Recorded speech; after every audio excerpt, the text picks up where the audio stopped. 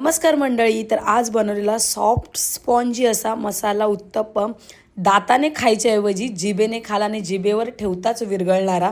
दिसायला बघा किती छान दिसतो, त्याच्यापेक्षा खायला एवढा टेस्टी लागतो ना. नक्की बनवा. त्याच्यासाठी आपल्याला सर्वात पहिली चटणी बनवायची आहे. चटणीसाठी कोथिंबीरची देठं, मिरची, लसूण, आलं, खोबरं आणि डाळ्या घेतल्यात.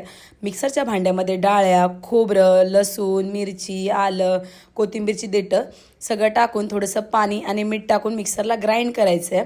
बघू शकता चटणीचा कलर आपल्या. आणि आता चटणीला आपल्याला तडका द्यायचा आहे. त्याच्यासाठी तडका पॅनमध्ये थोडंसं तेल ॲड करायचं आहे. तेल चांगलं कडकडलं की त्याच्यामध्ये मोहरी ॲड करायची आहे आणि वरून टाकायचं आपल्याला कढीपत्ता. आणि ही फोडणी आपल्याला चटणीमध्ये द्यायची आहे. बघा चटणीला कलर बघा किती छान आला आहे आणि फोडणी दिल्यावर चटणी टेस्टी देखील लागते. हे आहे आपलं डोस्याचं बॅटर. पॅनमध्ये थोडंसं तेल ॲड करायचं आहे आणि त्याच्यामध्ये आपल्याला डोस्याचं जे बॅटर आहे ते ॲड करायचं. पण पॅन चांगला गरम होऊन द्यायचं आपल्याला आणि डोस्याचं बॅटर ॲड करून घ्यायचं आहे.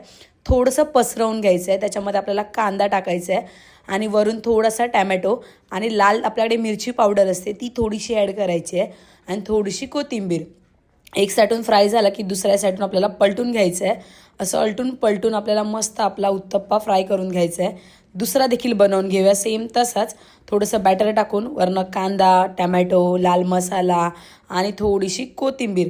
आणि तेलाचा जास्त उपयोग करायची आपल्याला गरज नाही. नॉनस्टिक पॅन असल्यामुळे तेल देखील खूप कमी लागतं आणि खूप कमी तेलामध्ये आपला उत्तप्पा होतो. बघू शकता तुम्ही. दोन्ही साईडून मस्त आपल्याला फ्राय करून घ्यायचं आहे अलटून पालटून. बघा दोन्ही साईडून व्यवस्थित फ्राय झाल्या आहे आणि एकदम झटकीपट आपले उत्तप्पे रेडी झाले आहेत. बघू शकता. आणि दिसायला एवढे छान दिसतात ना, तेवढे खायला देखील खूप सॉफ्ट होते. आणि एकदा नक्की बनवून बघा. आणि तुम्ही उत्तप्पा बघू शकता एवढा सॉफ्ट झाला आहे ना. आणि अशाच नवनवीन रेसिपी पाहण्यासाठी माझ्या चॅनलला लाईक करा, शेअर करा, सबस्क्राईब करायला विसरू नका. अशाच नवनवीन रेसिपी बघण्यासाठी धन्यवाद.